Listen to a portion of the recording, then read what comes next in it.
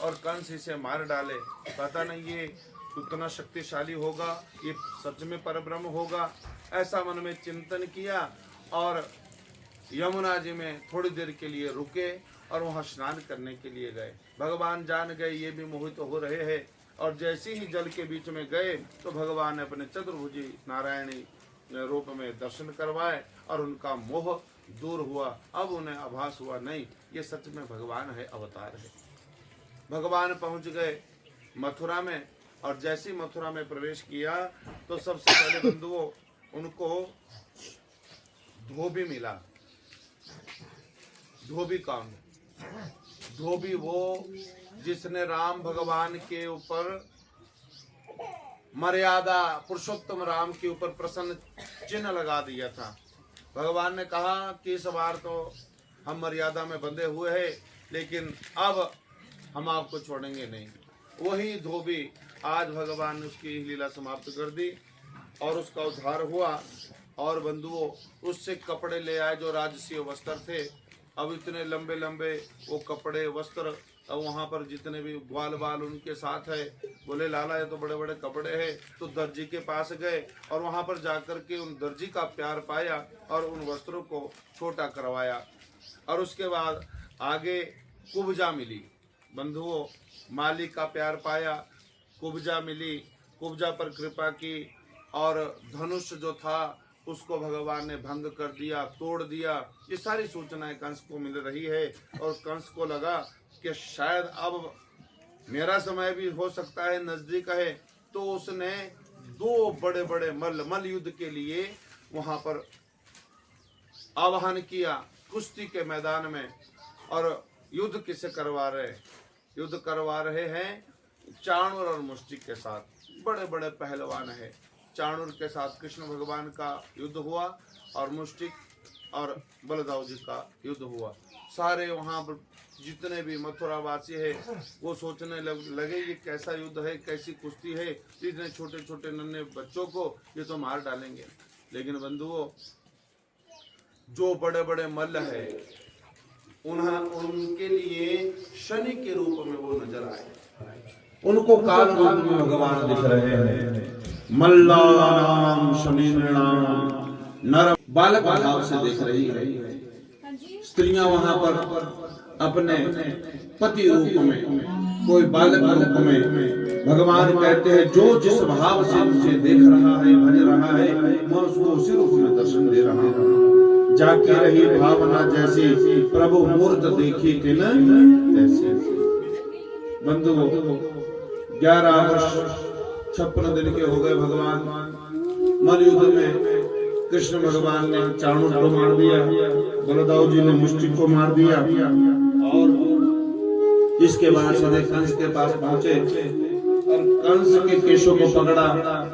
मामा जी आपने मेरी बहन के ऊपर अत्याचार किए, ये मेरी माँ के ऊपर अत्याचार किए, अपनी बहन के ऊपर अत्याचार किए, उनके केशों को पकड़ा।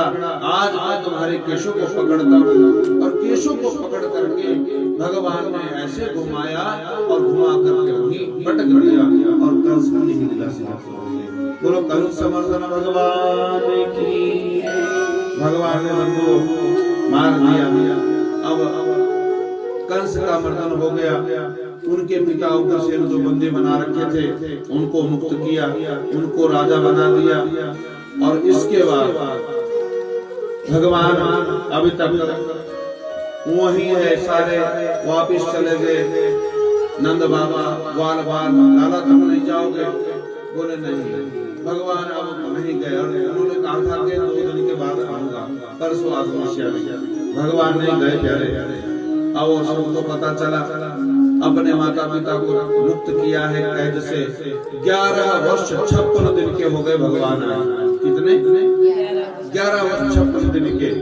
लेकिन उनको पता है ये अवतार है। जो प्रेम माँ यशोदा करती है, नंद बाबा करते हैं, गले से लगाते हैं, वो प्रेम देवकी नहीं कर पा रही है। देवकी को पता ही तो अवतार है। तो देवकी अपने आप हाथ जोड़ करके भगवान को ईश्वर मान करके वो दूर से प्रार्थना करती है। और प्रार्थना करती है। देवकी वसुदेवश्च विज्ञाय जगदीश्वरौ कृत संबंधनौ पुत्रौ सरस्वजाते न शंकितौ। बंधुओं, इस तरह से वहां अब तक भगवान ने अपनी लीला की, लेकिन भगवान की अभी तक पढ़ाई नहीं हुई। भगवान दुनिया को शिक्षा देना चाहते हैं, चाहे मैं भगवान हूँ चाहे परमात्मा हूँ, यदि मैं इस संसार में आया हूँ तो मुझे भी पढ़ना पड़ेगा, मुझे भी गुरु धारण करना पड़ेगा। और पढ़ाई करने के लिए अच्छा पठन पाठन करने के लिए सांदीपनि मुनि के आश्रम में भगवान गए और सांदीपनि मुनि के आश्रम में जाकर के सुदामा जी से वहां मैत्री हुई और वहां पर जाकर के उनकी पढ़ाई पूरी हो गई। थोड़े अल्पकाल में सारी विद्या को पा लिया। और जब हम पढ़ाई पूरी करते हैं तो फिर गुरु दीक्षा देनी पड़ती है। तो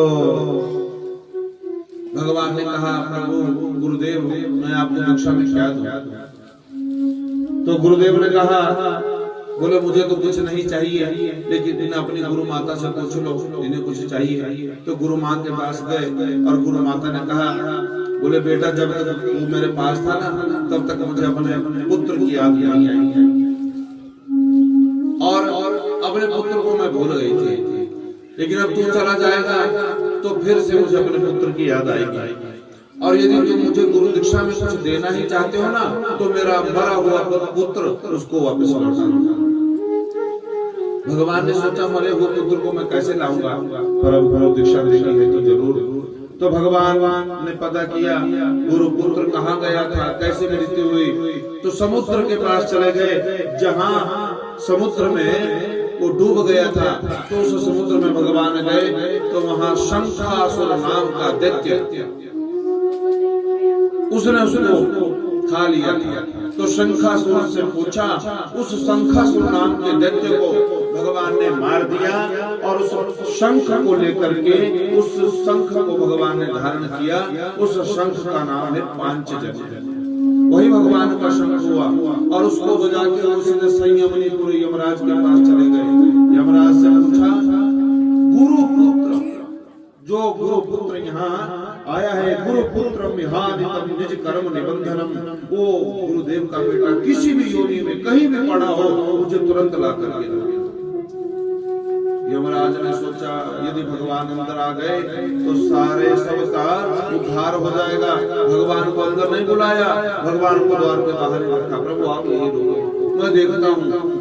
और सारे कर्मों में ढूंढते हुए गुरु के पुत्र को लाए और गुरु भगवान के पास सौंप दिया। भगवान उस बालक को लेकर के आए और गुरु माता को अर्पित किया। हे गुरु माँ, ये लो दीक्षा रूप में आपने अपने पुत्र को मांगा, पुत्र को वापस दिया। और भगवान बहुत समय व्यतीत हो गया। अब एक दिन भगवान चिंतन करने लगे। अपने ब्रजमंडल के बिना अकेले रहते हैं ना, तो अपने महलों में एक पांव के ऊपर पांव रखा है और चिंतन करने लगे, सोचने लगे मेरे ब्रजवासी कैसे होंगे, मेरे माता पिता कैसे होंगे। ऐसा चिंतन चल ही रहा था। और उसी समय उद्धव जी आए। शास्त्र कहते हैं भगवान को वृंदावन की याद आती है, बिना वृंदावन के तो भगवान एक पल भी नहीं रहते।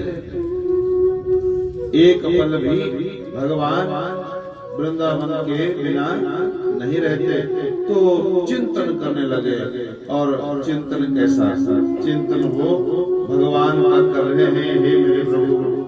भगवान चिंतन करते करते अपने पूरे ब्रजमंडल का स्मरण, अपनी माता यशोदा, बाबा और वहाँ की गोपियां, सबका चिंतन करने लगे। और चिंतन कैसा है? एकांत में। और भगवान रो भी रहे, अकेले बैठे आज भगवान। देखो भगवान की दशा क्या है। भगवान चिंतन कर रहे, रो रहे हैं।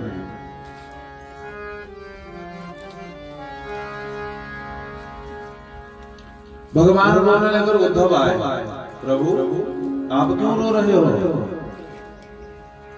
आज मुझे अपने ब्रजमंडल की याद आ रही है, माँ यशोदा की याद आ रही है, नंद बाबा की याद आ रही है, राधा की याद आ रही है, गोपियों की याद आ रही है। उनसे मैंने झूठ बोल दिया परसों आत्महत्या में, बहुत दिन बीत गए, मैं लौट के नहीं गया। तो आप रो क्यों रहे? बोले वो रो रहे हैं मेरे लिए, इसलिए उनके वियोग में मैं भी रोता हूं। उधो मोहे ब्रज विसरत नाहि। क्या करूं मैं चाह करके भी भुला नहीं पाता उस ब्रज को। मैं तो चाहता हूं वो मुझे याद ना करे, लेकिन वो इतना स्मरण करते हैं और फिर मुझे उनका स्मरण हो ही जाता है। हे उद्धव, क्या करूंगा? तो भगवान रो रहे और उद्धव से कह रहे, उद्धव उद्धव मोहि ब्रज विसरत नाहि। मुझे याद आ रही है ब्रजमंडल की हंस सुता की सुंदर कलरव, हंस सुता की सुंदर कलरव, गुरु अरु तरवन की छाही। उधो मोहि ब्रज विसरत नाहि। वे सुरभि वे बच्छ दोहनी। सायंकाल में जब माता बाल्टी लेकर के गौ का दोहन करने जाती है, वो सारे क्षण मुझे याद आ रहे हैं। वे सुरभि वे बच्छ दोहनी, खीरक दुहावन जाई। ग्वाल बाल सब कुलाहल करत, नाचत गह गह बाई। उधो मोहे ब्रज विसरत नाहि।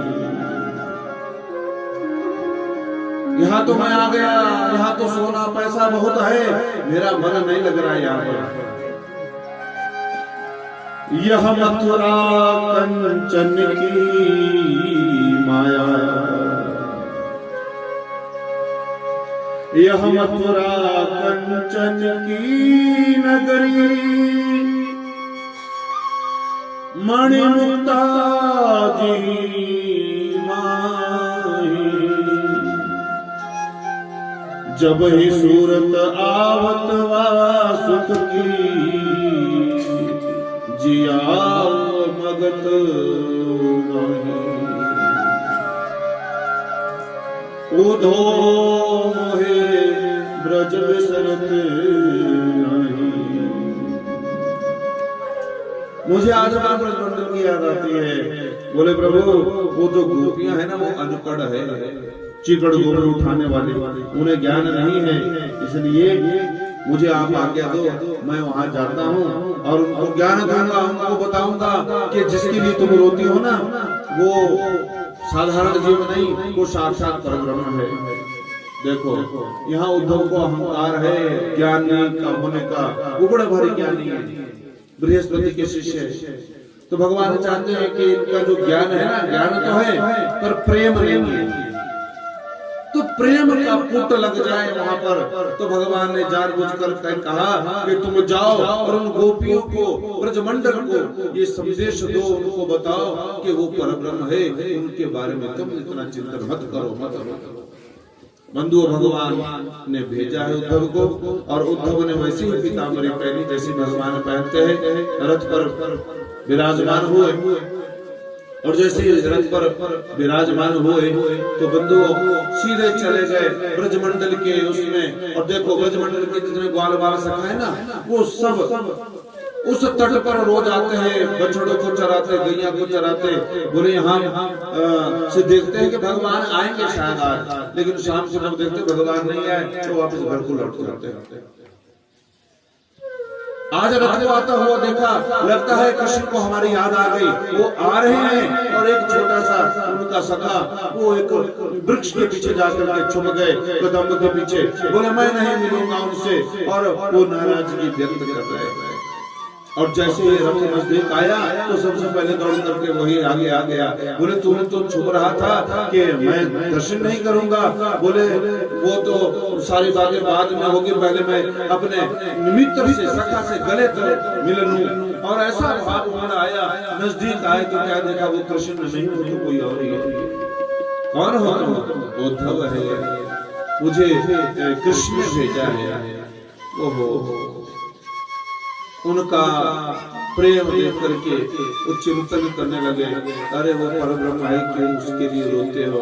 मुझे एक बात बताओ, नंद बाबा का घर कहाँ है? यशोदा मैया का घर कहाँ है? तो वहां पर एक पनारा आ रहा था, जल का बहता हुआ, फूल बोलते हैं ना जिसको, ऐसी वो जिसमें जल बहता हुआ। बोले इस पनारे से होते हुए चले जाओ, जहां ये पनारा समाप्त हो जाएगा बस वही नंद बाबा का घर है। जिस दिन से भगवान गए हैं इतना रुदन किया है नंद बाबा और यशोदा मैया ने कि वहां जल बहने लगा, जल बहने लगा। और इतनी वो जल की वो उसको देखते देखते पहुंच गए नंद बाबा। यशोदा मैया क्या किया, और जब पहुंचे वहां देखा तो क्या बोले, बंधुओं नंद बाबा यशोदा मैया गए भगवान अंदर और कहने लगे, ऐ मैया तुम किसके लिए रो रही हो? वो कृष्ण तो वहां पर, वो तो परब्रह्म भगवान का स्मरण कर दी। यशोदा मैया कहती है, अरे चुप हो जा, चुप हो जा, मेरा लाला अभी ना पलने में सो रहा है। और माता वो दुलार कर रही है, पलने को झुला रही है। वो देखने लगी खाली पलना झुला रही है, भगवान यहाँ कहाँ पर है? और थोड़ी देर के बाद ओहो मैं तो पागल हो गई हूँ, वो तो कब का मुझे छोड़ के चला गया है। ऐसा यशोदा मैया नंद बाबा का प्रेम देख करके वो आत्मविभोर हो गए। उनके ज्ञान के पर्दे कुछ कम होने लगे, उनका ज्ञान में भक्ति का पुट लगने लगा। और उसके बाद चले गए वहां जहां सारी ब्रजांगनाएं गोपियां एकत्रित है, उनके बीच में राधा रानी है। और गोपियां बैठ करके सब एक दूसरे को अपना दुखड़ा सुनाती है। एक गोपी कहती है, आज हमने भगवान का दर्शन सपने में किया, आज भगवान ने वो लीला की, आज भगवान ने ऐसी लीला की। राधा रानी कहती है, तुम धन्य हो, तुमने कम से कम भगवान को सपने में तो देखा। जिस दिन से भगवान गए उस दिन से तो राधा रानी ने शयन भी नहीं किया और मुझे तो सपना भी नहीं आया। और बंधुओं आज सारी गोपियां एकत्रित है। और जब उद्धव ने फिर ज्ञान दिया, उनको बताना चाहते हैं कि भाई तुम जिसके लिए रो रही हो ना वो परब्रह्म है। और उनका प्रेम कैसा, वो भगवान का स्मरण करते करते रोती है और कभी उनकी लीलाओं का स्मरण करती है और बार बार भगवान का चिंतन करती है। उद्धव जी इसी दृश्य को देख रहे और क्या देखा उन्होंने, आदम विभोर होकर की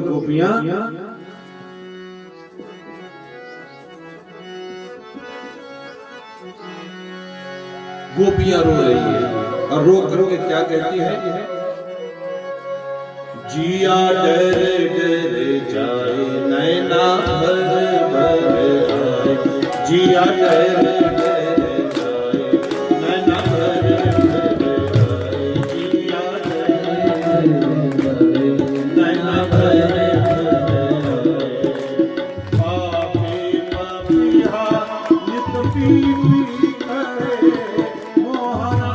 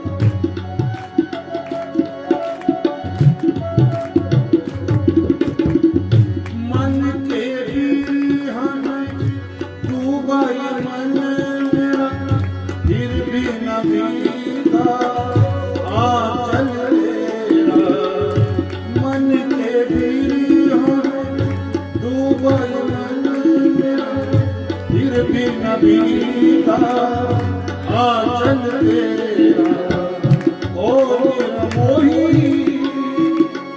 नहीं कोई है तेरी सुन पापी पपीहा नित पीता मोहना आए ना आए ना आए ना जिया तेरे नैना तेरे जिया तेरे नैना पापी पपीहा नित पीता मोहना आए ना आए ना आए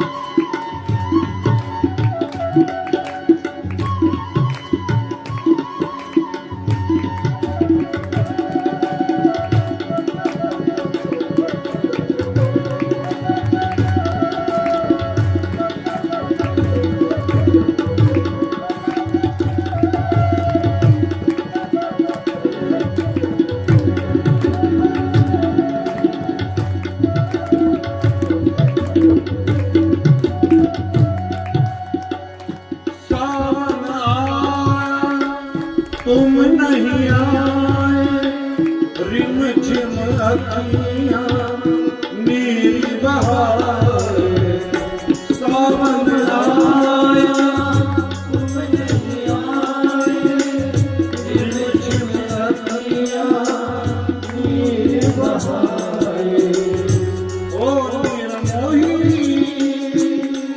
नहीं कोई तुम पापी पपीहा नित पीता मोहना आए ना आए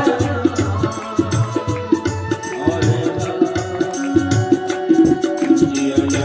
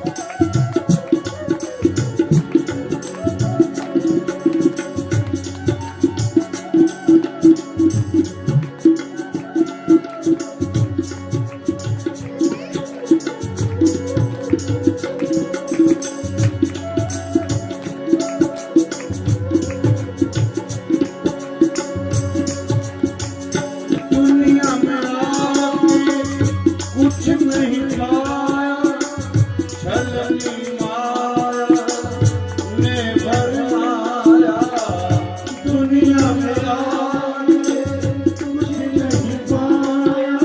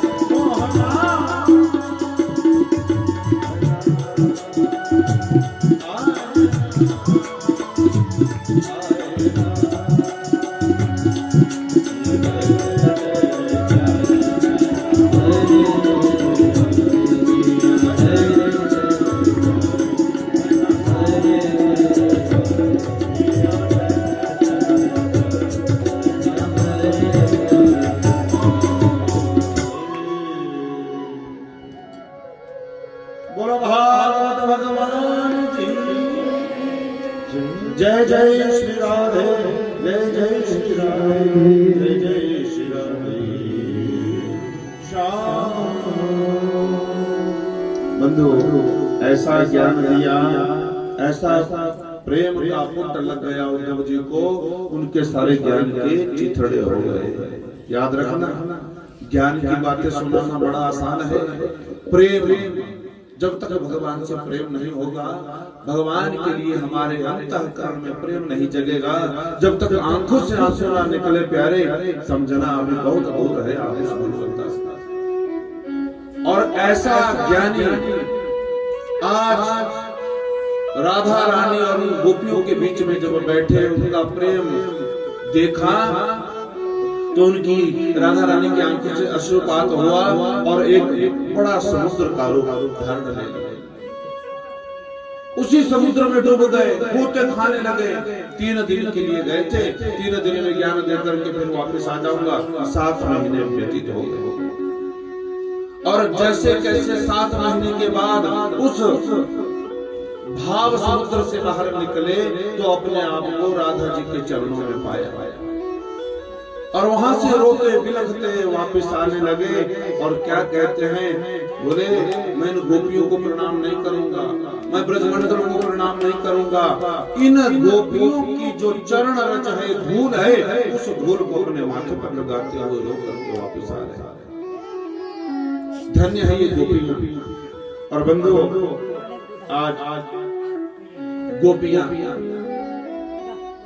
गोपियों का वो प्रेम देख करके भगवान के पास आए, भगवान से कहने लगे, बोले प्रभु वो तो ब्रजमंडल आपसे सचमुच में बहुत प्रेम करता है, आपने बड़ा न्याय किया, आप उनको छोड़ करके आ गए, आपको ऐसा नहीं करना चाहिए था।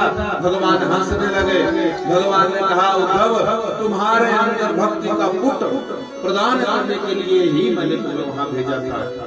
आंखें बंद करो अपनी, आंखें बंद की और क्या देखा, पूरा ब्रजमंडल, राधा रानी, गोपिया, नंद बाबा, यशोदा मैया, सब कृष्ण भगवान के बदल में खड़े हैं। उद्धव मैं इनसे कभी अलग नहीं होता और ये मुझसे कभी अलग नहीं होते, मैं हर समय इनके पास होता हूँ। ये तो लीला है भगवान की। और उद्धव जी का सारा ज्ञान चूर चूर हो गया, प्रेम भाव जागृत हो गया और भक्ति के भाव में डूबने लगे। बंधुओं बहुत समय व्यतीत हो गया। अब इसके बाद आगे वर्णन आता है। अभी तक कृष्ण भगवान एक है, जब कंस को मार दिया ना, तो उसके बाद उसकी जो पत्नियां है वो जरासंध की बेटियां है, अस्ति और प्राप्ति।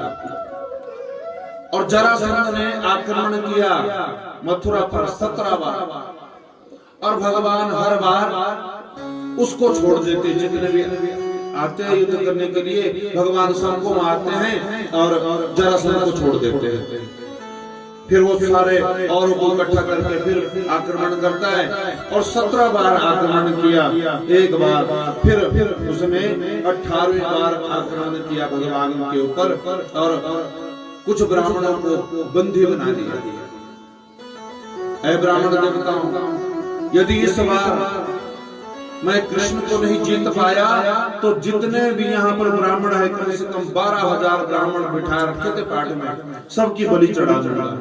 भगवान ने देखा मेरे कारण सब मारे जाएंगे, इसलिए भगवान ने क्या किया, भगवान ने उनकी रक्षा के लिए इधर काल यवन को साथ लिया है जरासंध ने।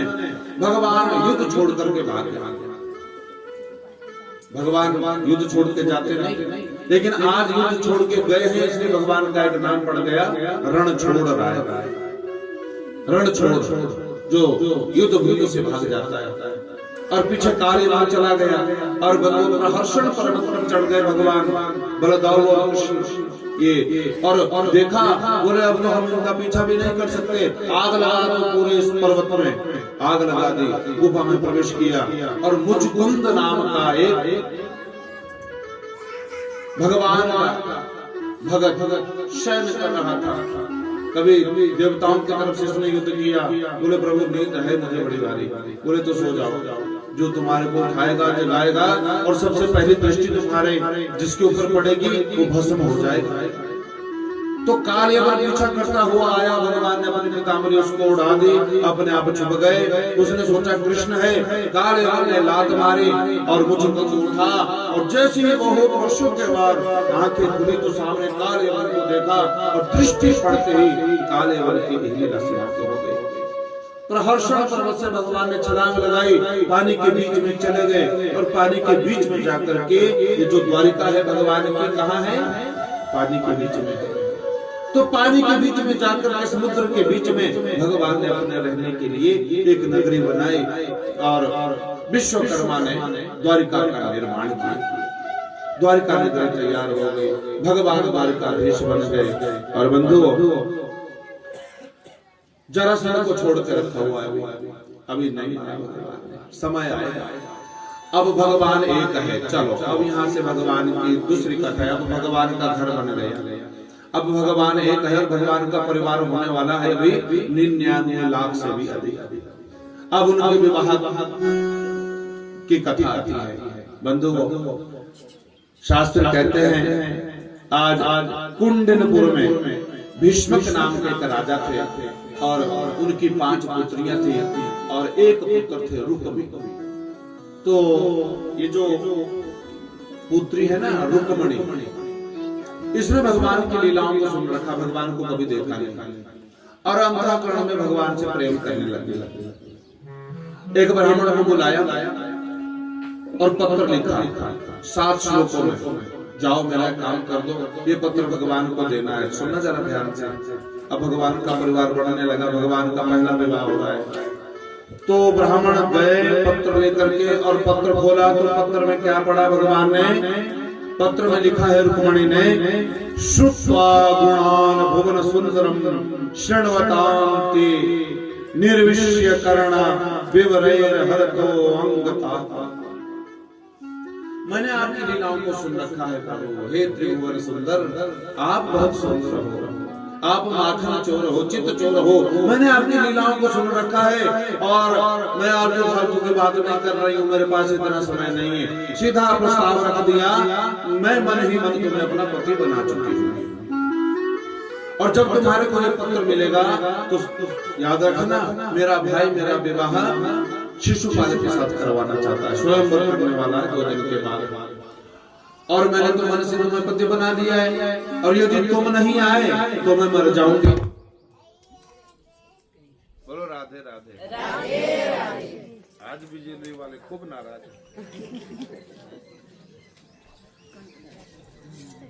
तो पत्र भेजा है रुक्मणी ने, और पत्र में आलतू फालतू की बात नहीं, 7 श्लोकों में सारी बातें बोल दी, अपना पति बना दिया। और अब आगे क्या लिखा श्लोक में? हे त्रिभुवन सुंदर, मैंने आपको अपना पति बना लिया है, और परसों जो है तो शिशुपाल के साथ मेरा भाई स्वयंवर करने वाला है। आप नहीं आए तो याद रखना, सिंह का भाग यदि सियार को मिलेगा तो बदनामी प्रभु आपकी होगी। अब आप पूछोगे कि मैं मिलूंगी कहाँ? तो हमारे गांव का नियम है कि विवाह से पहले कन्या कुल देवी के मंदिर में जाती है, तो वहां पर हम कुलजा के मंदिर में पूजन के लिए जब जाएंगे तो प्रभु आप आइए और वहां से मेरा हरण करके ले जाइए। भगाने की स्कीम भी अपने आप ही बता रही है रुक्मणी। देखो भगवान के विवाह बड़े विचित्र विचित्र ढंग से, आज तो समय नहीं है और कुछ अब नहीं तो जितने भी विवाह है ना भगवान के, बड़ा रोचक कथा है। तो भगवान को पत्र मिला और ब्राह्मण को प्रणाम किया और चल पड़े कि भाई रुक्मणी ने बुलाया है, अब तो जाना पड़ेगा। तो भगवान ने जैसे चलना प्रारंभ किया, सामने बलदाऊ जी आ गए। बलदाऊ जी आए तो बंधुओं, अभी बलदाऊ जी का भी विवाह होना है। तो बलदाऊ जी के लिए ये जो रेवती के पिताजी है वो त्रेता युग में चले गए अच्छे वर की तलाश में, कौन होगा मेरी बेटी का पति। सुनो, जो बलदाऊ की पत्नी है ना, कौन है बलदाऊ की पत्नी? बोलो। बलराम जी की पत्नी कौन है? पता नहीं होगी कोई। चलो सुनो प्यारे, चलो इतना भी याद रखो, रेवती नाम है उसका। क्या नाम है? रेवती। त्रेता युग में रेवती के पिताजी चले गए ब्रह्मा के पास पूछने के लिए कि मेरी बेटी के लिए वर देखो, सब मृत्यु लोक में कौन होगा। और जितने समय में वो पता करने गए ऊपर, उतने में तो युग बीत गया, द्वापर चल पड़ा। त्रेता में गए थे तो त्रेता युग में तो बड़े लंबे लंबे आदमी होते थे। अब उस जमाने में रेवती भी बहुत बड़ी थी, लंबी थी, वो पिता भी। तो बंधुओं, उन्होंने देखा भाई द्वापर चल रहा है, कृष्ण के बड़े भाई बलदाऊ वो योग्य वर है और उनके साथ इसका विवाह करवा दो। आए यहाँ पर और रेवती के साथ विवाह हुआ बलदाऊ जी का। लेकिन बलदाऊ जी है इतने और पत्नी है बहुत लंबी। अब बलदाऊ जी ने अपना हल निकाला और अपने हल से पत्नी को अपने बराबर कर दिया। बोलो राधे राधे, राधे राधे। तो बंधुओं, बलदाऊ जी का विवाह हुआ। इसके बाद कृष्ण भगवान जी रुक्मिणी हरण के लिए चले। बलदाऊ जी ने पूछा कहाँ चले? बोले अभी अभी पत्र मिला है, चलो मैं भी चलता हूँ साथ में। आए भगवान, और जरासंध को पता है, शिशुपाल को पता है, बोले वो कभी भी आ सकता है, वो बड़ा छलिया है। पहरा लगा दिया, ऐसा पहरा लगा दिया यहाँ पर कोई ना आ सके बाहर का, ना कोई जा सके, बड़े बड़े पहरेदार हैं। और भगवान जैसे ही आए बंधुओं, जैसे ही भगवान पहुंचे तो भगवान का स्वरूप कैसा है? ओहो, देखो भाई कितनी सुंदर पादुकाएं हैं, लगता है सोने की पादुका है। अरे इनकी पीतांबरी तो देखो, इनके कुंडल वाले बाल तो देखो, इनका मोर पंख तो देखो।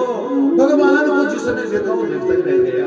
अरे देखो देखो देखो देखो, सब ऐसा बोलते रह गए। और भगवान गए, माता का पूजन करने आई रुक्मिणी, उसका हाथ पकड़ा, रथ पर बिठाया। आहा, कितनी सुंदर जोड़ी है। हे भगवान, ये जोड़ी ऐसी ही बनी रहे। और उसी समय भगवान ने हाथ पकड़ करके रथ में भगा दिया। और उतने में किसी ने कहा अरे हम आप यहाँ क्यों खड़े हैं? बोले रुक्मिणी का पहरा देने के लिए। बोले वो तो गई। बोले कहाँ गई? वो ले गया। और वो ले गया उतने में तो सब पीछे हाहाकार मच गया। और रुक्मिणी का भाई रुक्मी पीछे दौड़ पड़ा, मैं पकड़ूंगा इन्हें। ओहो, भाई आ रहा है। कृष्ण भगवान ने रुक्मिणी को पकड़ा, रथ के चक्के से बांध दिया और साथ में बांध करके चलने लगे। बलदाऊ ने कहा रिश्तेदार है तेरा, साला लगता है तेरा, इसे मार मारो। और रुक्मिणी भी कहती है मत मारो इसे। ठीक है, उनके कहने पर छोड़ दिया। वापस आए और भीष्म पिता से कहा, तो पिता ने कहा सुनो, ये कन्या साधारण कन्या नहीं है, ये मुझे सरोवर के पास मिली एक कमल के पुष्प से इसका जन्म हुआ है। और ये मुझे नारद जी ने कहा था ये साक्षात लक्ष्मी है। और इसका जो पति होगा वो नारायण ही होगा, वो कृष्ण ही होगा। इसलिए ऐसा युद्ध मत करना, उनके साथ जाओ, पत्रिका भेज के आओ और बारात के लिए कहो हम यहाँ स्वयं विदा करेंगे। अब कुमकुम पत्रिका भेजी गई है द्वारिका से और भीष्म के यहाँ अब रीति रिवाज से फिर विवाह हुआ। और जब विवाह हुआ बंधुओं, तो सब विवाह में आनंद विभोर हो रहे हैं और भगवान का विवाह है। तो आइए थोड़ी देर हमने भगवान के विवाह में सम्मिलित होंगे और उसके बाद फिर आगे कथा में प्रवेश करेंगे। तो पहला विवाह है, थोड़ा पहले विवाह की खुशी मना लेते हैं। अभी 16,108 विवाह कर रहे हैं भगवान जी के। कितने? हाँ, इतने विवाह हो। अभी पहला विवाह है, तो पहले विवाह में सब प्रसन्न है और सब नाच रहे, गा रहे, झूम रहे।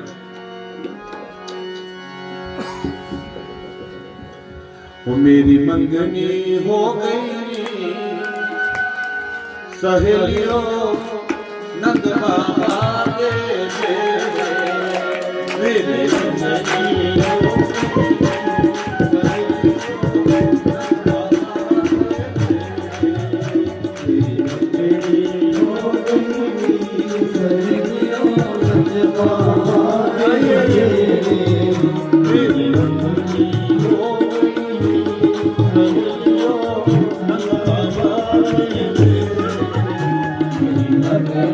हो गई सहेलियों नंद बाबा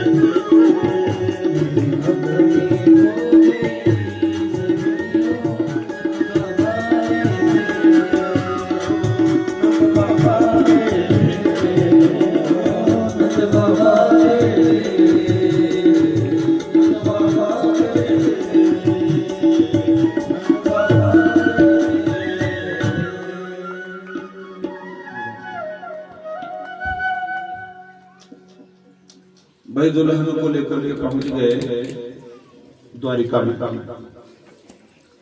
अब जब द्वारिका में पहुंचे हैं ना दुल्हन को लेकर के, तो द्वारिका में क्या हुआ? हुआ धन्य द्वारिका धाम,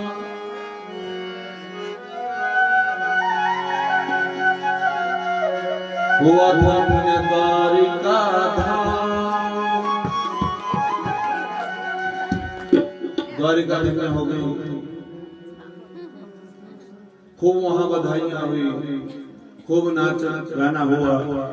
अब समय हमारे को इतना इजाजत नहीं दे रहा है, तो बंधु भगवान का पहला विवाह संपन्न हुआ और रुक्मणी का आगमन हुआ, पहला विवाह। इसके बाद 16,108 विवाहों का वर्णन मैं आपको स्पर्श करता हुआ आगे सुनाऊं। इसके बाद भगवान जी के एक पुत्र हुआ जिसका नाम प्रद्युम्न हुआ रुक्मणी से, और दूसरा विवाह हुआ जामवंती से, भालू की बेटी से। भालू का जो राम अवतार में जामवंत थे ना उनके साथ वही भालू। ये भी कथा बड़ी विस्तृत है लेकिन अब समय नहीं है। तो भालू की बेटी से विवाह हुआ, उसका नाम है जामवंती। और तीसरा विवाह भगवान का हुआ सत्यभामा से। चौथा विवाह कालिंदी जो यमुना है। पांचवा विवाह मित्रवृंदा से हुआ। छठा विवाह सत्या से, सातवां भद्रा से, आठवां लक्ष्मणा से। 8 विवाह भगवान के हो गए। ये 8 पटरानियां है भगवान की। भौमासुर नाम का एक दैत्य है जिसने 16,100 कन्याओं को बंधी बना के रखा हुआ है। बोले जिस 20,000 हो जाएंगी सबके साथ विवाह करूंगा। किले बंदी ऐसी है, ये देवताओं का स्थान छीन लिया उसने, और अदिति के कुंडल छीन लिए, वरुण का छत्र छीन लिया, वहीं पर बंद करके रखा है, कैद करके रखा है इन कन्याओं। सभी देवता कृष्ण भगवान के पास आए, बोले महाराज इस दुष्ट से बचाओ। भगवान ने आक्रमण किया और ये जो भौमासुर है इसका नाम नरकासुर भी है, इसका नाम मूर भी है, दैत्य, मूर दैत्य। तो भगवान ने इस दैत्य को मार दिया और 16,100 कन्याओं को मुक्त कर दिया। आज इस मूर नाम के दैत्य को मारा, इसलिए भगवान का एक नाम पड़ गया मुरारे। बोलते ना श्री कृष्ण गोविंद हरे मुरारे, हे नाथ नारायण वासुदेव। बंधु उन कन्याओं ने सोचा अब हमारे को कौन अपनाएगा, तो रोने लगी वो, प्रभु हमें कोई नहीं अपनाएगा, इस दुष्ट ने हमारे को यहाँ बंदी बना करके रखा है, घर में जाएंगे तो कोई नहीं अपनाएगा। तो भगवान कहते जिसको कोई ना अपनाए उसे तो मैं अपनाता हूँ। और भगवान ने सभी कन्याओं के साथ में विवाह किया और 16,108 विवाह भगवान के पूर्ण हुए। सभी पत्नियों से 10-10 पुत्र हुए, फिर पौत्र हुए, फिर प्रपौत्र हुए, और 99 लाख से अधिक भगवान का परिवार हुआ है। द्वारिका भरी हो गई प्यारे। और ये सब विवाह संपन्न होने के बाद भगवान का इतना बड़ा परिवार, भगवान ने अपने सभी बच्चों को एकत्रित किया और कहा बालकों आओ तुम्हारे को मैं घुमाने लेके चलता हूँ। एक कुएं के पास बैठे हुए थे, वहां एक गिरगिट आया, भगवान ने अपने चरणों का स्पर्श किया और वो पुरुष रूप में सामने आया। उस गिरगिट का उद्धार हो गया। कौन हो तुम? बोले महाराज मैं इक्ष्वाकु वंश का राजा हूँ। बोले गिरगिट कैसे बने? बोले दान किया था मैंने, बड़ा दाता था मैं, दानवीर। लेकिन क्या हुआ, एक बार ऐसा दान दे दिया, एक ब्राह्मण को गौदान दी, और वो गौदान रात को छोड़ करके अपने उसी स्थान में आके बहुत सारी गौएं थी, वही गौ उसने दूसरे ब्राह्मण को दे दी। वो पहला ब्राह्मण अपनी गौ को ढूंढ रहा था और दूसरा ब्राह्मण जिसको दान दी वही गौ उसको लेकर के जा रहा था। जो ढूंढ रहा था उसने कहा ये तो मेरी गौ है, और जो लेके जा रहा था उसने कहा ये तो मुझे दान की। बोले राजा निर्णय करेंगे। राजा के पास गए तो उनको पता ही नहीं चला कि भाई ये तो गौ मैंने भी दान की और इसको भी दान की थी, वही गाय है। बाद में दोनों ने उसको छोड़ दिया, किसी ने भी उसका पालन नहीं किया, उसको ग्रहण नहीं किया।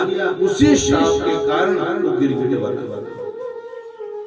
तो दान पुण्य हम जो भी करें उसमें भी थोड़ा सावधान रहना चाहिए, हमारे से कोई अपराध ना बन जाए, कोई पाप ना हो जाए। इन सब बातों का हमारे को ध्यान रखना चाहिए। इसके बाद बंधु बहुत समय व्यतीत हो गया। बलराम जी छुट्टी मनाने के लिए आए। बहुत समय हो गया द्वारिका में रहते रहते, वो चले जाते बीच बीच में, चलो मैं अपनी ब्रजभूमि में चलता हूँ।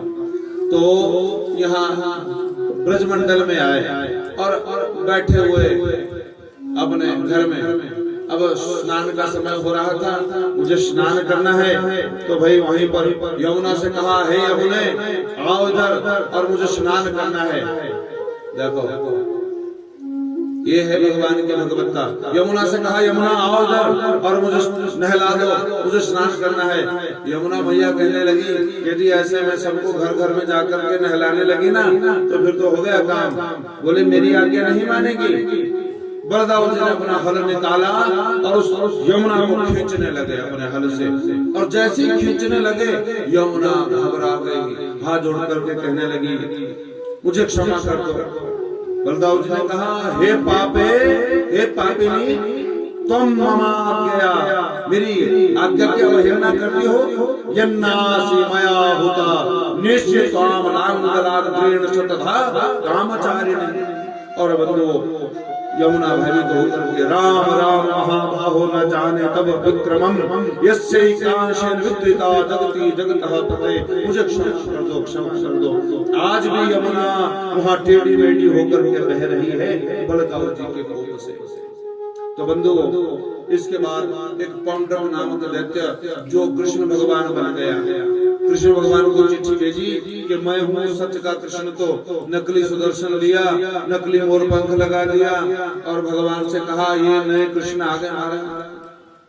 भगवान ने इस पौंड्रक का उद्धार किया, काशी राज, काशी को डुबा दिया, काशी राज को मार दिया, काशी को भी जल में डुबा दिया। और इसके बाद बंधु आगे कौरवों के ऊपर बलराम जी के ऐसे कोपों का वर्णन किया गया। एक बार नारद जी भगवान का गृहस्थ देखने के लिए आए।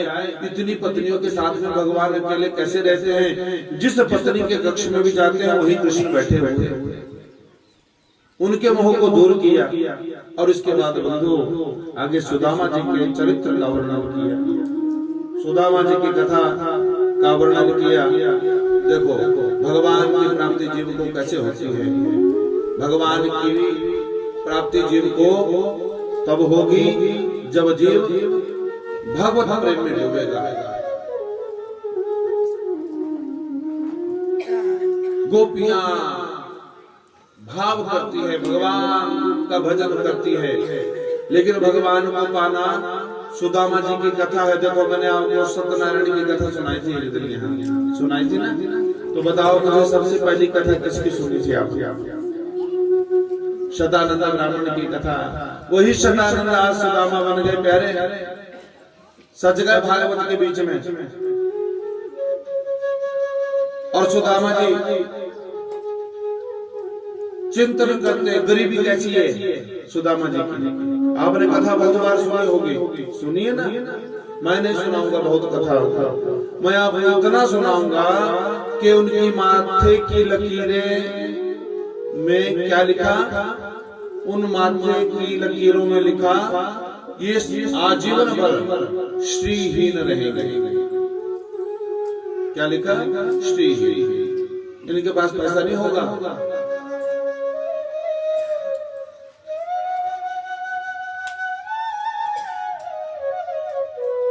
तो जो श्रीहीन है, जिसको धन नहीं मिलेगा, भगवान कहते मैं रेखाओं को पलट देता हूं जो मेरा भक्त होता है। और जो गरीब है ना बहुत ज्यादा, समझे ना, भगवान की कृपा है उसके ऊपर। पर एक गरीब तो होता है ना, मेहनत करने के बाद भी एक होता है कि जानबूझ करके गरीब बनना, कमाना है नहीं, कुछ करना नहीं, लेटे हुए, ऐसे नहीं होता, काम तो करना ही पड़ेगा प्यारे। लेकिन भगवान के भक्ति में भगवान का भजन करते हैं। गरीबी कैसी है? बहुत गरीबी है, 5 बच्चे हैं और कुटिया टूटी फूटी सी है, और शरीर कैसा है कि छड़ी को गिर ले। तो किसी ने पूछा उनकी जो पत्नी है, तुम्हारे पतिदेव वहां कृष्ण के पास क्यों नहीं जाते कुछ मांगने के लिए? बोले अपना दुखड़ा रोने के लिए जाऊंगा, मांगने के लिए जाऊंगा। अरे भगवान, हमें मांगना नहीं है, मैं अपना दरिद्र, अपना दुखड़ा लेकर के जाऊंगा, मांगने जाऊंगा। भगवान कहते कि मांगना मरण समान है, मत मांग कभी भी, मांगने से मरना भला या सदगुरु किसी। पत्नी को पता है कि पति देव बड़े जिद्दी है, इसलिए बोले मैं तो ये कहती हूँ कि आपने मांगना नहीं है, एक बार अपने मित्र का दर्शन तो करना चाहिए। इतना समय हो गया आपने कभी मित्र का दर्शन ही नहीं किया। अब सुदामा जी प्रसन्नचित्त हो गए, बोले तुम कहती हो तो जाओ भगवान। हाँ, यदि ऐसा कहते हो कि भगवान से मिलने जाओ, भगवान से मिलने की बात कहती हो तो मैं जाऊंगा। तो बड़े प्रसन्नचित्त हुए। लेकिन सुशीला गुरु के घर, मित्र के घर खाली हाथ नहीं जाते, हमारे पास तो है ही कुछ नहीं। पत्नी के पास बड़ी युक्तियां है। पत्नी सोचती एक बार मैं ऐसी युक्ति से भेज दूंगी नहीं कि भगवान को समझ जाएंगे, सारी बात समझ जाएंगे। और क्या किया? 5 घरों में गई, 5 मुट्ठी चावल की मांगी, और एक फटा हुआ बिलस्त कपड़ा कई जगहों से सिल करके, जब भगवान उस वस्त्र को देखेंगे, उसमें चावल देखेंगे, वो हमारी गरीबी अपने आप जान जाएंगे। 5 घरों में गई, 5 प्रकार के अलग अलग चावल पोटली में बांध दिए, जाओ ये चावल लेके जाओ। सुदामा जी ने पोटली ली और भगवान से मिलने चल पड़े। बंधुओं, 3 महीने हो गए सुदामा जी को चलते चलते, पता ही नहीं द्वारिका कहाँ है। जाना था द्वारिका, पहुंच गए काशी, और पता नहीं कहां से होते हुए चलते चलते और पता नहीं चल रहा है, थक गए और मार्ग में एक नदी मिल गई। नदी मिल गई, अब इस नदी को पार करना पड़ेगा तब द्वारिका आएगी। तो नदी के पास पहुंचे, तो थक गया और बैठ गए, अब कैसे जाऊंगा मैं। और उसी समय भगवान आए नाविक बन करके, नाव लेकर के, और कहने लगे अरे भाई कोई है पार जाने वाला? बोले हाँ मैं हूँ। अच्छा आ जाओ। बैठ गए, और जब नाव में बैठ के नाव चलने लगी तो भगवान ही आए नाविक बन करके। भगवान ने कहा भाई नाव में तो चल पड़ोगे, पर कुछ है भी तुम्हारे पास? फ्री में नहीं चलती है नाव। बोले है तो मेरे पास कुछ नहीं। अच्छा ऐसा करो भैया मुझे उतार दो। बोले नहीं रुको तुम बैठे रहो, तुम जैसों को ही पार लगाने के लिए तुम्हें नाव लेकर के आया हो। अच्छा ये बताओ तुम जा कहाँ रहे हो? बोले मैं द्वारिकाधीश से मिलने जा रहा हूँ। बोले जानते हो द्वारिकाधीश को? बोले हाँ मेरा बड़ा मित्र है वो। बड़े आए मित्र वाले, कहाँ? राजा कृष्ण द्वारिकाधीश, और कहाँ तुम? अब सुदामा जी को लगा कि ये ऐसा सोच रहा है कि तो गरीब है। तो आज सुदामा उसको कहने लगे अरे तुम क्या जाने रहे, तूने सारा जीवन चप्पू तो चलाया यहाँ पर, तुझे क्या पता मेरा परमात्मा, मेरा कृष्ण, मेरा भगवान वो गरीबी नहीं देखता, वो वस्त्र नहीं देखता, वो भाव देखता है, मन देखता है। तो भगवान ने सोचा वारे सुदामा, दुनिया कहाँ से कहाँ पहुंच गई, मेरा सुदामा नहीं बदला। भगवान ने अभी बताया नहीं, और भगवान ने पार लगा दिया और उतार दिया। लो भैया नदी के पार पहुंच गए, उतर गए। अच्छा भैया एक बात बताओ, यहाँ से कितनी दूर है अभी द्वारिका नगरी? बोले है तो नजदीक, पर तुम्हारा शरीर देख के लगता है कि तुम्हारे लिए तो बहुत दिन लग जाएंगे। ओहो, कोई बात नहीं। एक बड़ा सा पत्थर लिया, उसका सिरहाना बनाया, थक गए सुदामा जी और आधी धोती नीचे डाली, आधी धोती ऊपर ओढ़ ली और शयन करने लगे। कृष्ण कृष्ण कृष्ण कृष्ण भगवान चले गए। और जैसे प्रातः काल उठे, आंख खुली तो क्या देखा, अपने आप को द्वारिका के सामने पाया। जय जयकार हो रही है, द्वारकाधीश भगवान की, द्वारकाधीश भगवान की जय। लगता है मैं द्वारका में पहुंच गया। और द्वार पर जैसे ही आए तो द्वारपालों से कहा, ऐ द्वारपालों, जाओ बता दो अपने कन्हैया को कि तुम्हारे से मिलने के लिए तुम्हारे दर पर तुम्हारा मित्र सखा सुदामा आया है। और भगवान उस समय भोजन कर रहे थे, पत्नियां कोई पंखा कर रही है, कोई भगवान की सेवा में खड़ा है, कोई तौलिया लेकर के खड़ा है, कोई जल लेकर के खड़ा है। और जैसी सूचना मिली कि तुम्हारे को मिलने के लिए कोई सुदामा नाम का भगत आया है, संदेशा क्या दिया?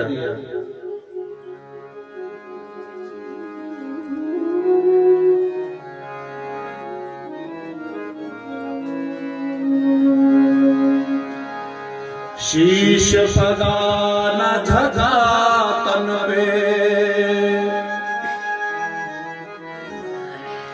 कि शीश पदान झगा तन पे, प्रभु जाने को आही बसो की ग्राम। पूछत दीन दयाल को धाम, बतावत अपनो नाम सुदामा। बोले महाराज सुदामा नाम का कोई भगत आया है, कहता है सखा है। बस फिर गया था सुदामा ने नाम सुना और नाम सुनते ही पागलों की भांति भगवान दौड़ गए। भगवान का कुंडल कहीं गिर गया, फिर कहीं छूट गई, चरण पादुका कहीं गिर गई। अरे कौन आ गया ऐसा आज द्वारिका में? सब आश्चर्यचकित हो गए। भगवान सबको छोड़ करके भाग गए, दौड़ गए, चल और द्वार पर देखा सुदामा जी खड़े खड़े। सब देखने लगे कौन है ये? सुदामा जी को देखा और भगवान ने अपने अंग में भर लिया, बहुत दुलार किया, प्रेम किया। सुदामा जी को पकड़ करके ले गए और अपने आसन पर बिठाया, जहाँ सिंहासन पर भगवान स्वयं बैठ गए। भगवान ने चरणों में देखा बड़े बड़े कांटे चुके हुए हैं। जब तक पत्नियां सुई लाने के लिए गई, भगवान ने चरणों को पकड़ा और अपने दांतों से कांटा निकालने लगे। ये कांटे निकाले भगवान ने और भगवान रोए अपने भक्त की वो स्थिति देख करके। देखो भगवान ने चरण धुलाए हैं, ब्राह्मण आए हैं घर में, ब्राह्मण देवता के पांव धुलाने हैं। जब तक और जल को लाने गए तो भगवान ने इतना रुदन किया कि अपने अश्रु बातों से ही सुदामा जी के चरणों को धो दिया। कैसे? देखी सुदामा की दीन दशा, करुणा करके करुणा निधि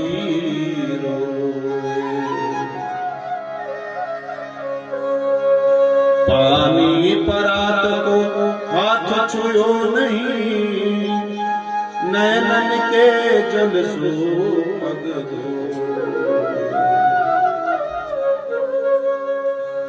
भगवान ने अपने अश्रुपातों से सुदामा जी के चरणों को धो दिया और सुदामा जी घबरा रहे हैं सिंहासन पर बैठ करके।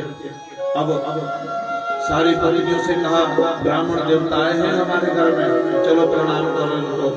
एक पत्नी आई, प्रणाम किया, दूसरी आई, तीसरी आई, चौथी आई। जब 150 प्रणाम करके चली गई, अब सुदामा जी का हाथ थकने लग गया। बोले लाला कन्हैया कितनी है? अपनी ही है सारी की, गांव की इकट्ठी कर रखी है। बोले नहीं सब अपनी ही है। बोले कितनी है? बोले 16,108 है। तो भाई ऐसा कर, मैं तो इतना आशीर्वाद नहीं दे सकता, मेरे तो बाजू में दर्द हो गई, तू ऐसा कर, सबकी ओर से तो प्रणाम कर, तेरे पास मैं सबको आशीर्वाद देता हूँ। सबको आशीर्वाद दिया, अखंड सौभाग्यवती होती, आशीर्वाद मिला, सब प्रसन्नचित है। अब मित्र होते ना, अकेले में बैठते हैं, उनकी अपनी गुप्त बातें होती है मित्रों की, अपने जो समय उन्होंने व्यतीत किया होता है, कुछ ऐसी बातें लगती है, तो बातें करने लगे। सुदामा ने कहा, बाहर कन्हैया तुम बड़े चतुर हो, इतने वहां गुरुकुल से पढ़ने के बाद कभी याद नहीं किया, और इतने विवाह किए, एक भी विवाह में मुझे नहीं बुलाया। तो भगवान कहते, सुदामा जी मेरे विवाह ऐसे हुए कि 5 मिनट के बाद मेरा विवाह होने वाला है, मुझे पता ही नहीं, इमरजेंसी में मेरे विवाह हो रहे हैं, जल्दबाजी में। पर तुम्हारा विवाह तो पूरे विधि विधान के साथ हुआ ना, तुमने तो मुझे याद नहीं किया। अरे मेरे तो एक विवाह हुआ, भूल गया, तुम्हारे तो इतने हुए। आप सब बड़े वार्तालाप करने लगे। अच्छा एक बात बताओ, जब सारी पटरानियां आई महल में, तो सबके सामने भगवान ने जानबूझ करके, भगवान कहते हैं, सुदामा बताओ भाभी ने मेरे लिए क्या भेजा है। अब उनको लगा कि सबके सामने क्यों मांग रहा, मेरी बेइज्जती हो जाएगी। लाला दूंगा मैं, पर एकांत में। नहीं अभी बताओ क्या है। तो भगवान सुदामा जी उस पोटली को अपनी बगल में दबा करके छुपने लगे, ये मुझे ना देखे। तो दुनिया सब देखने लगी, पता नहीं क्या लाया होगा, कौन सी गिफ्ट लाई होगी, कोई इनाम लाया होगा। तो सुदामा जी लज्जित हो रहे हैं, और भगवान जानबूझ करके उन सबके बीच में आगे सुदामा जाते भागते, भगवान ने वो पोटली छीन ली, छुड़ा ली, और जैसे ही पोटली को लिया, सबके सामने खोला, तो देखा एक बिलस्त फटा हुआ कपड़ा, अनेकों बार धागे से सिला हुआ, 5 प्रकार के अलग अलग चावल उसमें। उनको देखा, नारायण भगवान प्रसन्न हो रहे, लेकिन भगवान ने देखा ये चावल नहीं है, ये गरीबी नहीं है, ये अमीरी के वो चावल है। भगवान भाव से जो एक बार भगवान को देता ना प्यारे, वो करोड़ों रुपयों से भी अनमोल है। भगवान ने एक मुट्ठी ग्रहण की, सबके सामने खाने लगे। आहा,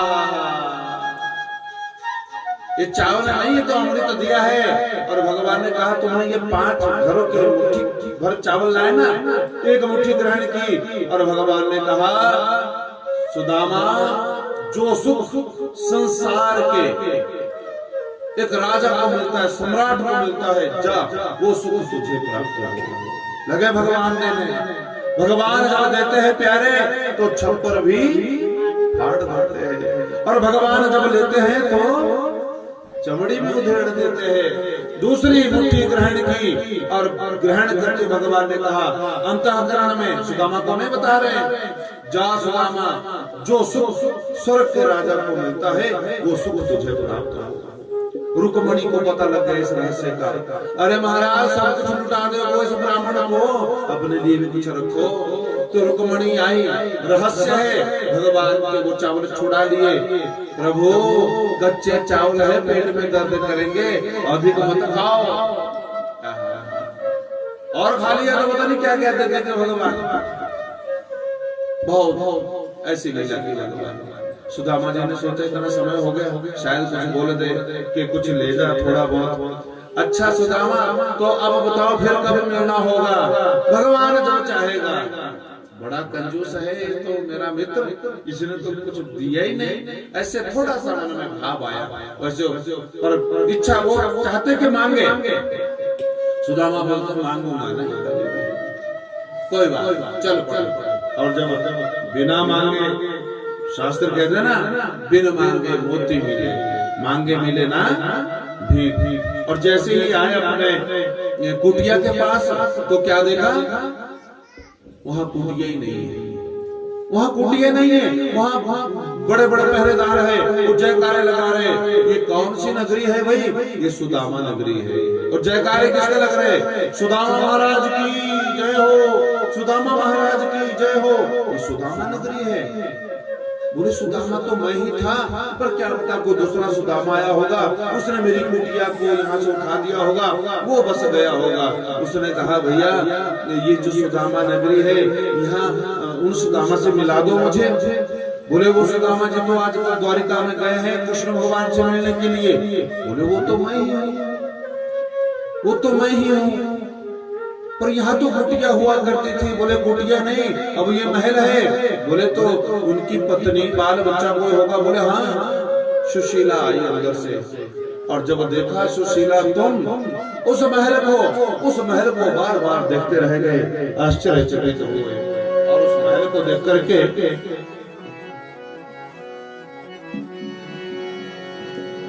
मंदिर देखे डरे रे सुदामा, मंदिर देखे डरे रे सुदामा, मंदिर देखे डरे रे सुदामा, मंदिर देखे डरे रे सुदामा।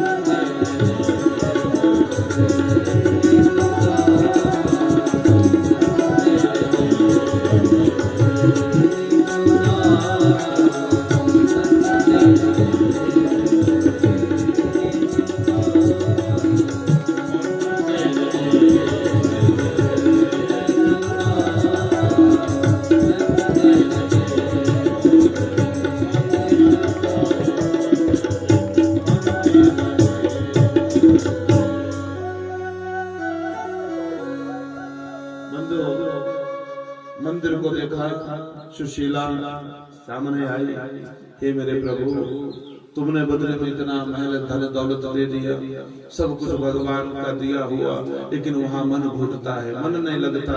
उनको तो भजन में ही आनंद है। वो जाने लगे मैं नहीं रह सकता इस महल में, मुझे तो कुटिया ही अच्छी लगती है। और बंधुओं, जब जाने लगे भगवान ने आवाज लगाई, कहाँ चले? ये धन मैंने तुम्हारे को भोगने के लिए नहीं दिया, इस धन का सदुपयोग करो, इससे दान करो, इससे गरीबों का भला करो, अच्छे कर्म में इसका सदुपयोग करो, तुम्हारा कल्याण होगा। बंधुओं, ये लीला की और आगे वर्णन आता है कि अब भगवान बहुत समय व्यतीत हो गया, एक बार सूर्य ग्रहण लगा। सूर्य ग्रहण लगता है ना, तो सूर्य ग्रहण लगने के बाद आज वर्णन आया, भगवान ने चिंतन किया हमें प्रभास क्षेत्र में चलना चाहिए। जब सूर्य ग्रहण लगता है, चंद्र ग्रहण लगता है, तो ऐसे समय में कभी काम नहीं करना चाहिए और कुछ सब्जियां नहीं काटनी चाहिए, और गर्भवती स्त्रियों को तो बिल्कुल भी ऐसा काम नहीं करना चाहिए। तो क्या करें? जब सूर्य ग्रहण का समय हो, काल हो, तो उस समय में भगवान का भजन करना चाहिए। तो दान पुण्य करने के लिए सभी प्रभास क्षेत्र में गए।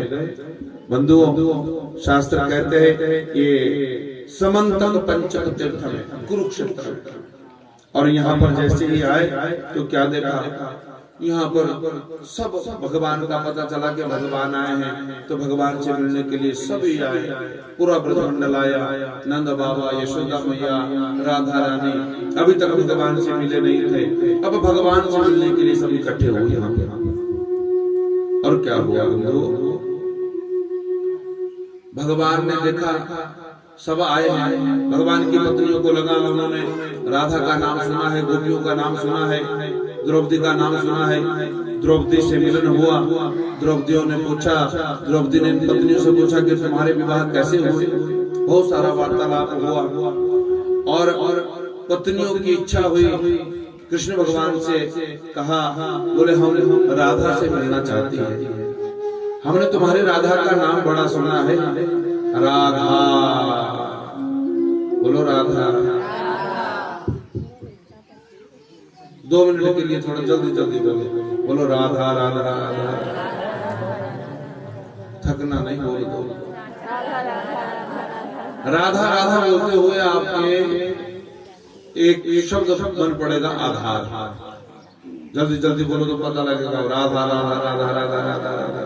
आधार है कृष्ण भगवान जिसका, उसका नाम है राधा, एक ही तत्व है। बंधुओं, आज 16,108 पत्नियों की इच्छा हुई, कैसी है ये राधा रानी, हर समय राधा का स्मरण करते हैं, हमें भी उससे मिलना है। देखो राधा का नाम, लेकिन राधा से विवाह नहीं हुआ, आज वहीं पर मिलने के लिए राधा रानी आई, गोपियां आई, सभी भगवान से मिले, गोप ग्वाले, नंद बाबा, यशोदा मैया, लेकिन राधा से अभी मिलन नहीं हुआ। इन पत्नियों की इच्छा हुई कि हम राधा से मिलेंगे, तो भगवान ने कहा जाओ मिलो, पर एक काम करना, खाली हाथ मत जाना, कुछ लेके जाना। तो क्या लेके जाएंगे? तो उन पत्नियों ने क्या किया, सोने के लोटे में गर्म गर्म दूध लेके गई, राधा को पिलाएंगे। किसने दूनी गौआ, क्या गाती है आप? और गट गट किसने पीना दूध? सुनो प्यारे, कितना भाव है, कितना आनंद है। आप तो भजन गाती है ना, और इस भजन के माध्यम से इस कथा में डूबो, फिर देखो आज विशेष गौ का दूध भगवान ने दिया, राधा रानी को पिलाओ। अब दूध लेकर के गए स्वर्ण के कलश में, और जैसे ही गए ना, तो क्या हुआ, अब राधा रानी के पास जाने के लिए 7 ड्यूटी पार करनी पड़ती है। पहली ड्यूटी पर जो सखियां है ना, वो इतनी सुंदर है, क्या ये है राधा रानी? बोले नहीं, ये तो उनकी सहेलियां हैं, और द्वार पर खड़ी है। एक ड्यूटी को पार किया, दूसरी को, तीसरी को, 7वीं ड्यूटी पर आई, तो देखा जब इनकी सखियां ही इतनी सुंदर है, तो राधा कैसी होगी? और जब राधा के पास पहुंची तो राधा रानी का कैसा सुंदर रूप, सब गोपियां, सब पत्नियां भगवान की राधा रानी को देखती रह गई। सच में ये राधा रानी तो स्मरणीय है, इसलिए भगवान राधा का नाम जपते हैं, राधे राधे। राधा से कहा ये लो दूध दिया है, दूध पी लो। मैंने दूध पीना छोड़ दिया है। जिस दिन से कन्हैया गए ना ब्रजमंडल को छोड़ करके वृंदावन को, उस दिन के बाद मैंने दूध पीना छोड़ दिया है। पर ये दूध तो तुम्हारे को कृष्ण ने भेजा है, कृष्ण ने भेजा है। एकदम से छीन लिया वो स्वर्ण का लोटा और दूध कैसे पीने लगी, गट गट करके, गट गट पीना।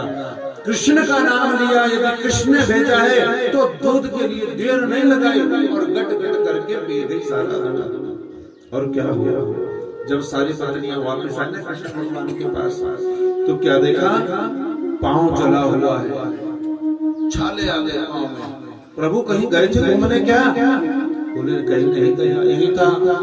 बोले तो पांव में छाले कैसे आ गए? बोले ये जो तुमने गरम गरम दूध पिलाया ना राधा को, इसी के कारण छाले आ गए।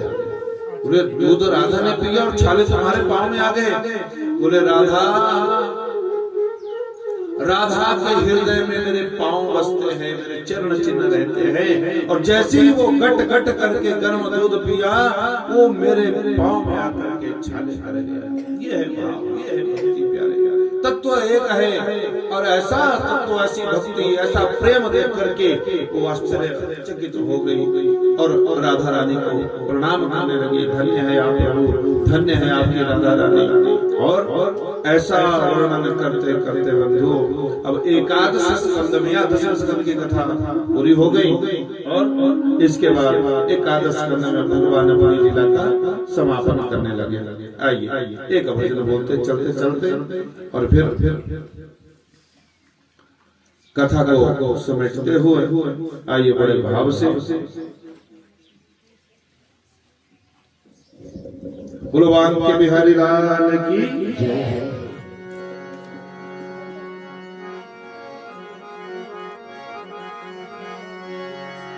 हो मुझे ले चल अपनिया नागरिया, कुंडला वाले सांवरिया, मुझे ले चल अपनिया नागरिया,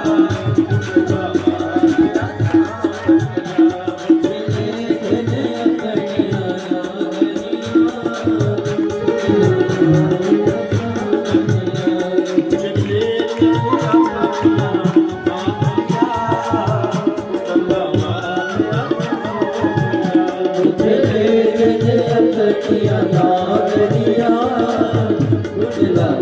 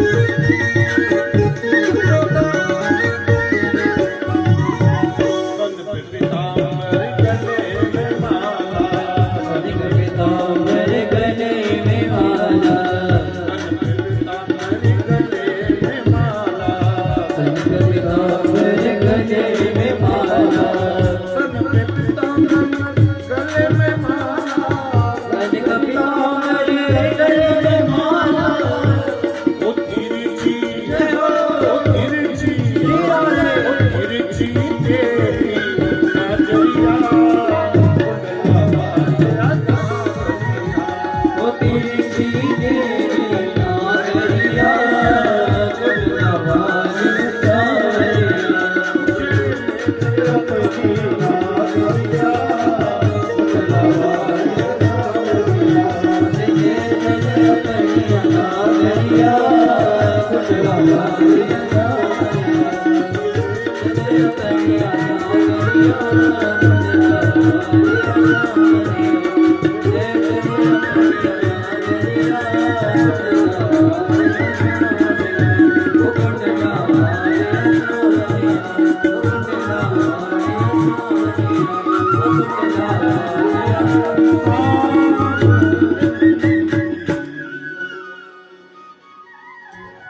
तो बंधु आइए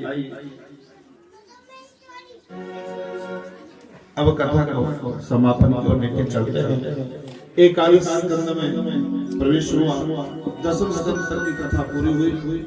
41 स्कंद में यहाँ पर भगवान ने अपने पूरे परिवार को इकट्ठा किया।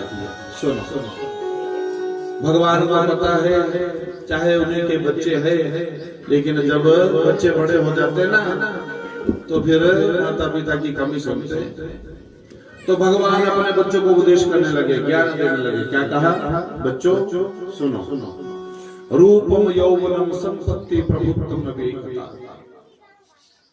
जीवन में रूप मिल जाए, जवानी मिल जाए, धन मिल जाए और बड़ी पदवी मिल जाए, कुर्सी, इनमें से एक चीज भी किसी को मिल जाए तो जीव को अहंकार हो जाता है। तुम्हारे पास तो सब कुछ है, चारों चीजें हैं, इसलिए सावधान रहना जीवन में। सावधान रहना। तुम उन बच्चों ने क्या सोचा कि कृष्ण की बुद्धि अब सठिया गई, बूढ़े हो गए, 99 लाख उनका परिवार, और उन्होंने जिस काम के लिए इनकार किया भगवान ने वही काम किया। क्या काम किया? पिंडार क्षेत्र में गए, वहां कुछ ऋषि बैठे थे।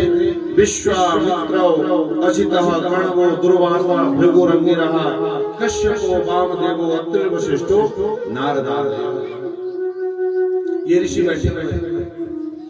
और उन बच्चों ने क्या किया है, जो जामवंत की भी कथा सुनाई ना मैंने, जामवंती का जो पुत्र था उसका नाम था सांब। देखने में ऐसा था, बहुत सुंदर था, स्त्री की तरह मुख था उसका, बहुत सुंदर। उसने क्या किया, सब बच्चों ने उसको साड़ी पहनाई और पेट पर कुछ कपड़े लपेट दिए और उन ऋषियों का मजाक करने लगे। बोले महाराज, ये स्त्री गर्भवती है, बताओ इसको लड़का होगा कि लड़की होगी? ऋषि ने आंखें बंद की, मूर्खों, जाओ, इसके ना लड़का होगा ना लड़की होगी, इसके एक मूसल होगा और वही तुम सब यदुवंशियों के विनाश का कारण बनेगा। शाप मिल गया। और सचमुच में जब साड़ी को खोला तो मूसल जानते हो ना, जैसा माम जिसका होता उसको टूटने का, लोहे का, ऐसा मूसल देख करके वो चिंतित हो गए। हम नहीं बताएंगे घर में। वो समुद्र के तट पर जाकर के उसका घर्षण किया और सारा घिसा दिया। बोले अब कैसे बनेगा वो विनाश का कारण? सारे वो समुद्र में जाकर के मिल गया और एक छोटा सा टुकड़ा बचा, अंत में वो समुद्र में फेंक दिया और वो टुकड़ा एक मछली ने खा लिया। मछुआरे ने उस मछली को निकाला और उसके पेट को चीर करके वो टुकड़ा अपने बाण पर लगा दिया और ऐसी तीखी घास उत्पन्न हो गई उससे। प्यारे, हम नहीं बताएंगे कृष्ण को, नहीं बताया। और बाद में जब कृष्ण भगवान को पता चला, अरे हमारे बच्चों ने तो बड़ा गलत काम कर दिया और इनको शाप मिला है, वो मूसल यदुवंशियों का विनाश होने का शाप मिल गया। इसलिए भगवान ने कहा, देखो भाई, मरने से पहले और इस शाप की निवृत्ति के लिए चलो, हमें प्रभास क्षेत्र में चलना चाहिए और वहां दान करना चाहिए। प्रभास क्षेत्र में आए भगवान और खूब दान अर्चन करने लगे और भगवान अपनी लीला का समापन करने लगे। बंधुओं, वर्णन आता है, भगवान ने देखा, अब भगवान अपनी लीला का समापन करने लगे। बलदाऊ जी वहां पर आए, उन्होंने देखा अब समय आ रहा है, अब अब भगवान ने क्या किया, भगवान अपनी लीला का समापन कैसे करने लगे। वहां खूब अर्चन दान तप किया भगवान ने। प्रभास क्षेत्र में उद्धव आए, उनको पता चला कि भगवान अब जाने वाले हैं, तो उद्धव कहते हैं प्रभु मैं भी आपके साथ में चलूंगा। भगवान कहते जब तुम मेरे साथ आए ही नहीं तो मेरे साथ में जाओगे कैसे। आने जाने का क्रम तो भाई अकेले अकेले है, हम सबको अकेले ही आए और अकेले ही जाना पड़ेगा, ये साथ नहीं का है। और उद्धव जी को ज्ञान देने लगे, उनके पूर्वजों की कथा सुनाई। यदु और दत्तात्रेय महाराज जी के द्वारा 24 गुरुओं के बनाने की जो कथा है, 24 गुरुओं को दत्तात्रेय महाराज जी ने धारण किया, वो कथा सुनाई और अंत में बताया हे उद्धव सुनो। भगवान अपना परिचय देने लगे।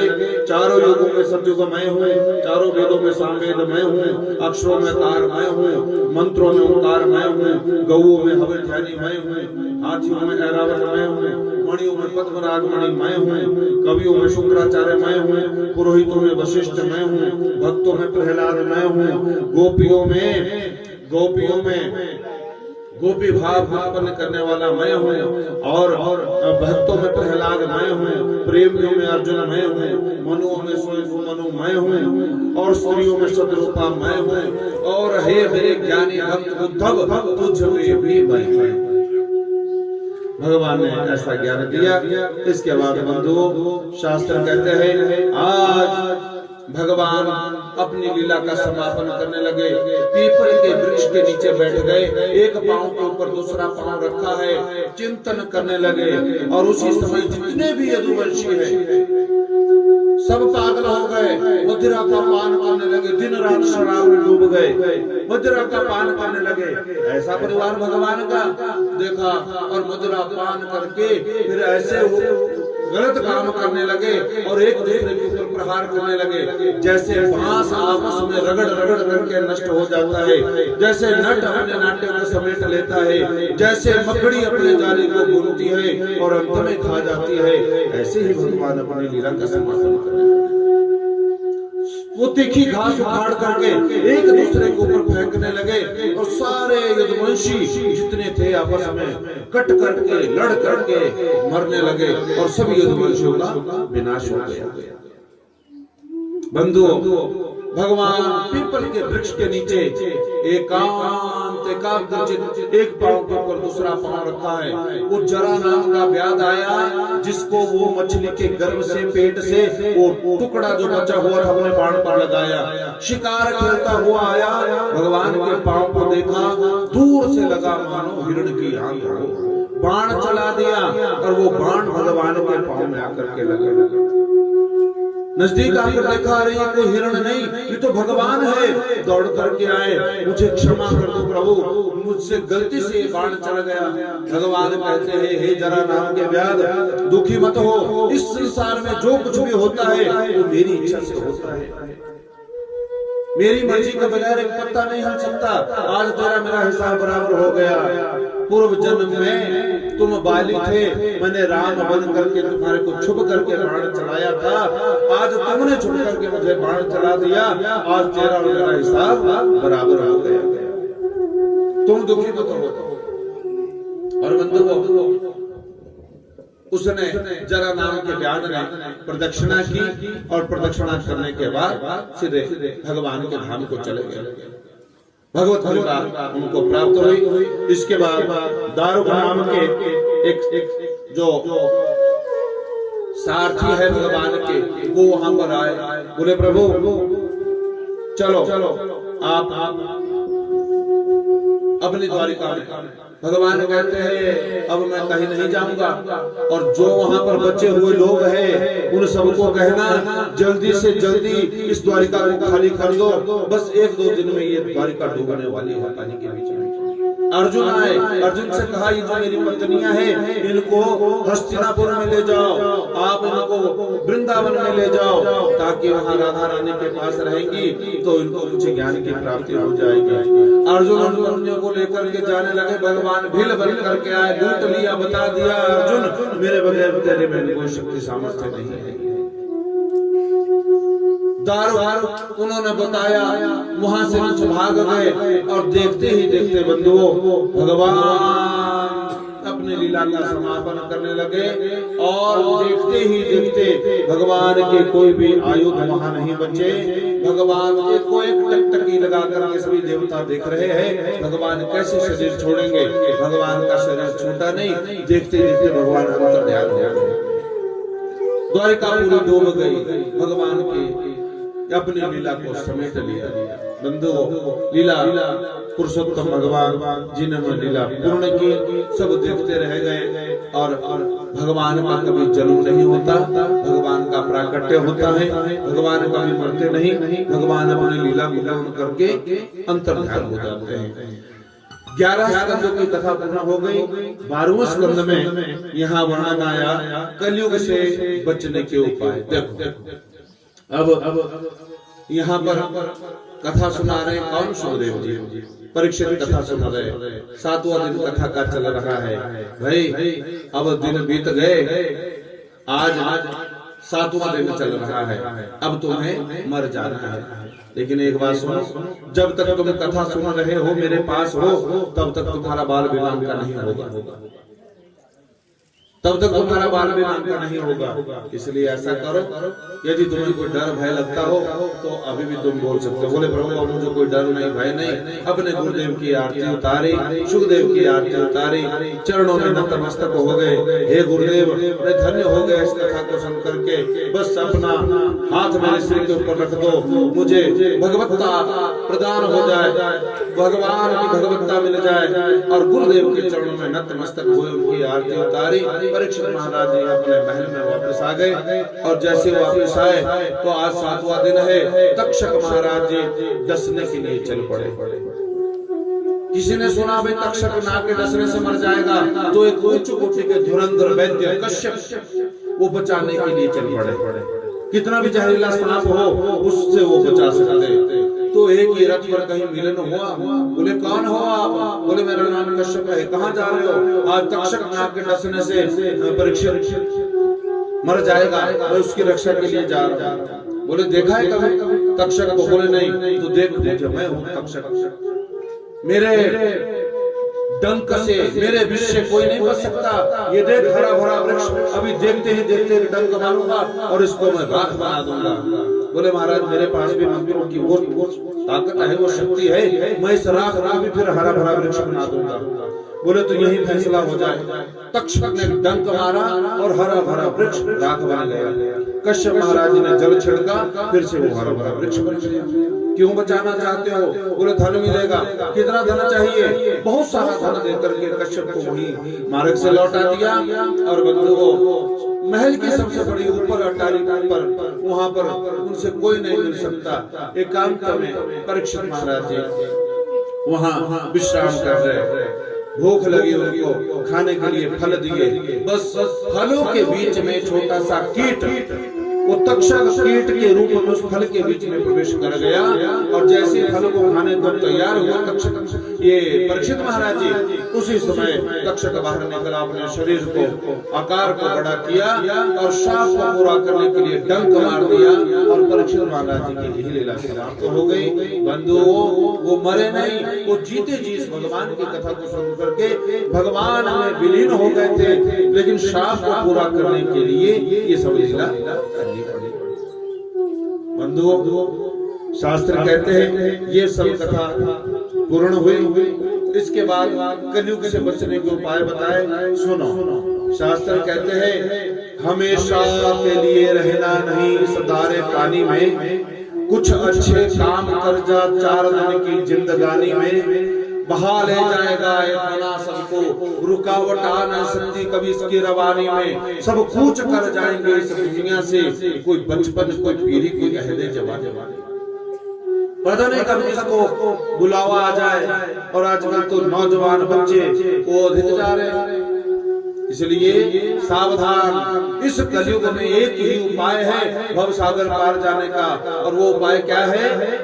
हरि नाम, हरि नाम, हरि नाम केवलम कलौ नास्तेव, नास्तेव, नास्तेव गतिरन्यथा, और कोई दूसरा मार्ग है ही नहीं। यही नाम है जो जीव को भव सागर पार उतार के लेकर आया। आइए भाइयों, हम कथा को विश्राम दें, उससे पूर्व एक भजन पाठ की आवाज में श्रवण करेंगे और फिर आरती करेंगे, भोग प्रसाद लगाएंगे भगवान जी को, और फिर बड़े भाव के साथ आरती करके फिर आपने पुराण को विदा करना है। तो बड़े भाव के साथ भगवान के चरणों में